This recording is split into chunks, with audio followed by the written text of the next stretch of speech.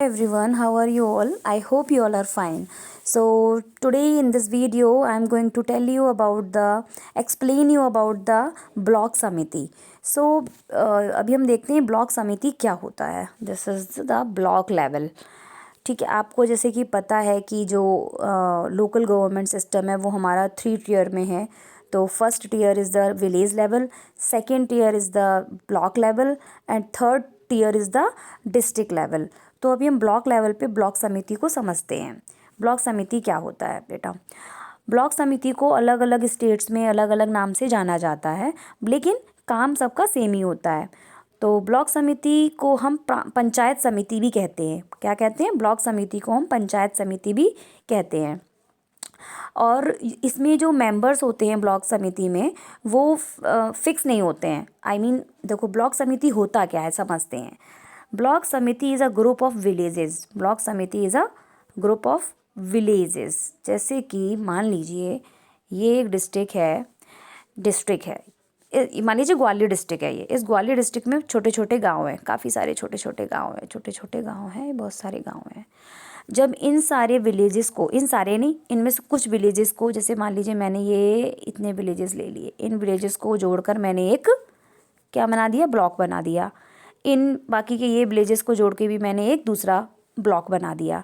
तो we can say कि block is a group of village. अब मिनिमम 20 हो सकते हैं, मैक्सिमम 50 हो सकते हैं. 20 विलेजेस तब होंगे जब पॉपुलेशन ज़्यादा होगी, और 50 विलेजेस तब होंगे जब पॉपुलेशन विलेजेस में कम होगी. According to the population villages को ग्रुप में बनाकर विलेजेस का ग्रुप बनाकर उनको ब्लॉक में डिवाइड कर दिया जाता है. ठीक है. तो क्या है? It consist of about 20 to 50 villages depending on the area and population of a particular village. तो क्या होता है ब्लॉक?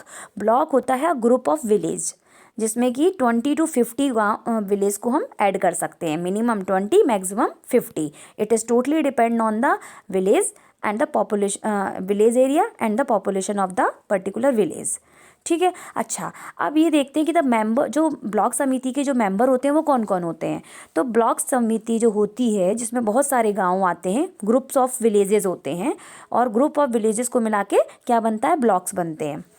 और उन ब्लॉक की एक जो हेड ऑर्गेनाइजेशन होती है उसको हम ब्लॉक समिति कहते हैं. ठीक है ना. तो ब्लॉक समिति के सदस्य कौन होते हैं, मेंबर कौन होते हैं? वो होते हैं बेटा सरपंच, जो कि head of the gram panchayat होता है, उसको हम सरपंच बोलते हैं. सरपंच होता है एक तो मेंबर. और मेंबर कौन होता है? मेंबर ऑफ पार्लियामेंट, मतलब MP. और कौन मेंबर होता है ब्लॉक समिति का? मेंबर ऑफ लेजिस्लेटिव असेंबली यानी MLA. तो एक सरपंच हो गए, MP, MLA और other member are also there. और इसमें कुछ जो सीट्स होती हैं वो किसके लिए रिजर्व करी गई होती है बेटा? शेड्यूल कास्ट के लोगों के लिए, शेड्यूल ट्राइब के लोगों के लिए एंड वुमेन्स के लिए.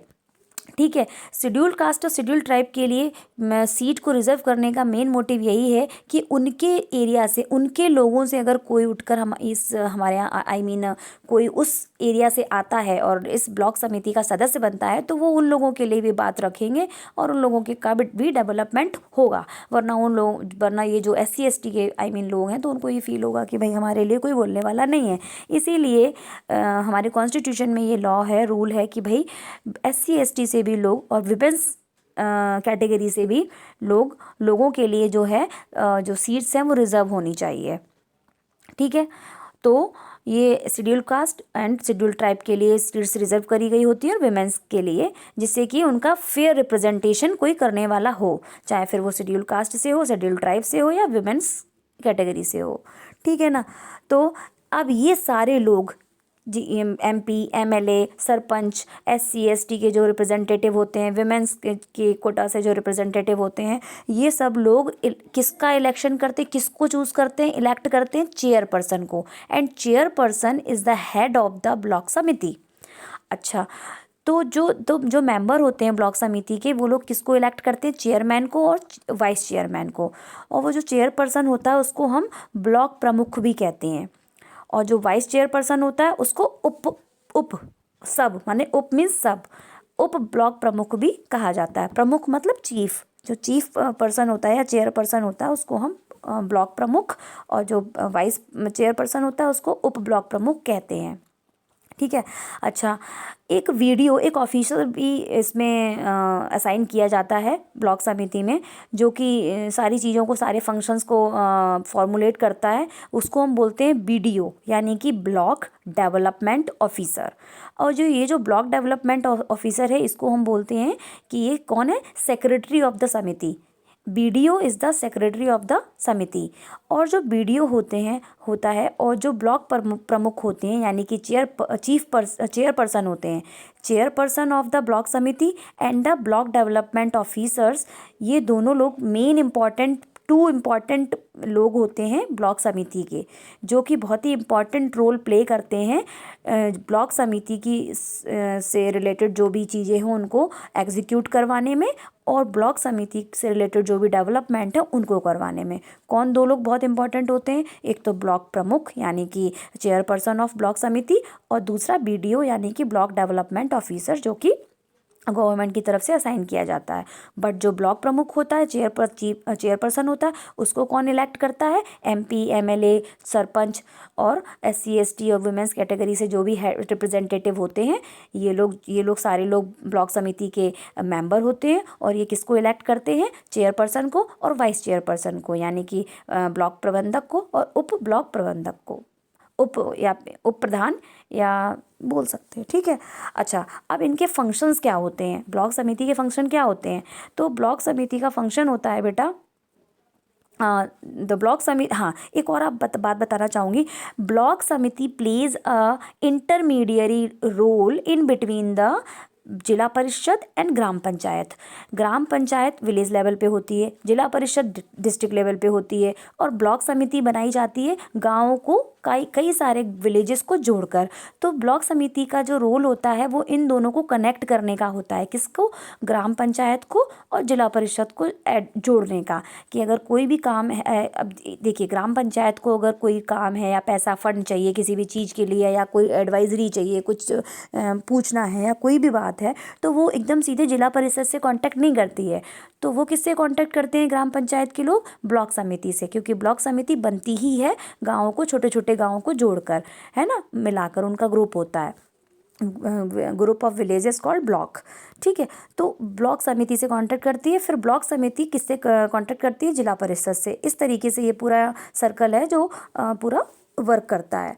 ठीक है। अच्छा, द ब्लॉक समिति arrange for expert advice service, किसके लिए, ग्राम पंचायत के लिए ये लोग एक्सपर्ट एडवाइस प्रोवाइड करवाते हैं ब्लॉक समिति के लोग, एंड बेटर फंक्शनिंग के लिए, कि कैसे सारी चीज़ें स्मूथली रन करें और चलें सारी चीज़ें।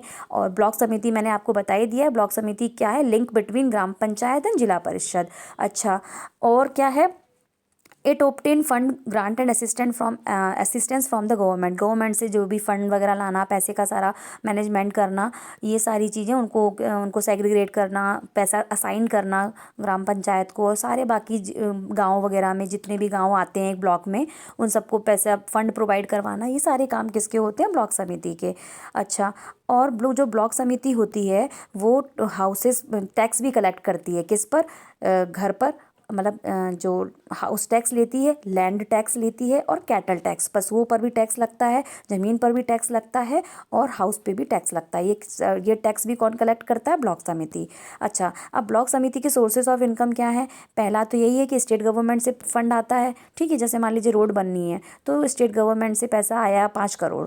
अब 5 करोड़ रुपए जो भी है उनको मैनेज करना है अलग अलग गाँव में, और पैसा गाँव में दिलवाकर, और रोड्स को बिल्ड करवाना है। ठीक है। And taxes on business, trade और ऑन ट्रांसफ़र ऑफ प्रॉपर्टी, और ये लोग टैक्सेस भी लेते हैं बिजनेस पर, ट्रेड पर, और ट्रांसफ़र ऑफ प्रॉपर्टी पर। तो ये तो इनके सोर्सेज ऑफ इनकम हो गए। तो this is all about the block samiti. I hope आपको कोई प्रॉब्लम अभी नहीं होगी, लेकिन even after that if you are having problem, you can ask any question in the comment box. Thank you.